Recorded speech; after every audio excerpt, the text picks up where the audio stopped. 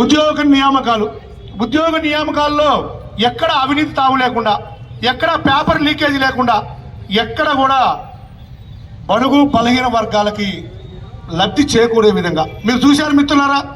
అనేక పేపర్లలో గ్రూప్ 1 ఉద్యోగాలు ఆపడానికి విశ్వ ప్రయత్నం నకిలీ విద్యార్థుల ద్వారా, నకిలీ నిరుద్యోగుల ద్వారా ధర్నాలు చేపించారు, కోర్టుకు వెళ్ళారు. ఎక్కడ కూడా ముఖ్యమంత్రి గారు అవకాశం లేకుండా, ఎక్కడ కూడా అలాంటి దొంగలకి దుర్మార్గులకి విద్యార్థుల భవిష్యత్తు పరంగా పెట్టడం ఇష్టం లేని ముఖ్యమంత్రి గారు పటిష్ట చర్యల ద్వారా ఉద్యోగ నియామకాలు చేశాం. మీకు ఒక్క ఉద్యోగ నియామకాలే కాదు, ప్రభుత్వం తీసుకున్న అనేక పాలసీలు ఇప్పుడే అందరు చెప్పారు. మీకు మా బండి రమేష్ గారు హైదరాబాద్లో ఎవ్వరు చేయాల, మేము పాంప్లెంట్ చేసి ధైర్యంగా పంపిస్తున్నాం ఎన్ని కార్యక్రమాలు చేసాము అనేది. అన్ని నియోజకవర్గాలు అడిగాం, ఎక్కడ పాంప్లెంట్ చేయట్లే అన్నారు. కానీ రమేష్ అన్న కాదు సత్యం పోయి మనం చేయాలి, మనం ఏం చేశారో మన దగ్గర పంచాలని చెప్పి ఒక 20-30 వేల పాంప్లెంట్ ప్రతి ఇంటికి మా కార్యకర్తల ద్వారా పంపిస్తున్నాం.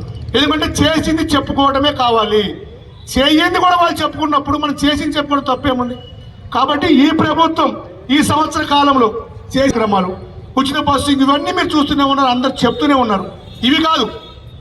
ఇవి కాకుండా ఇంకా లేనిది ఊహించింది స్కిల్ యూనివర్సిటీ. ఈ దేశంలోనే ఇలాంటి అరుదైన ఆలోచన ఏ ముఖ్యమంత్రి కలగల. మన ప్రీతమ నేత రేవంత్ రెడ్డి గారి నాయకత్వంలో స్కిల్ యూనివర్సిటీ ఏర్పాటు చేశారు.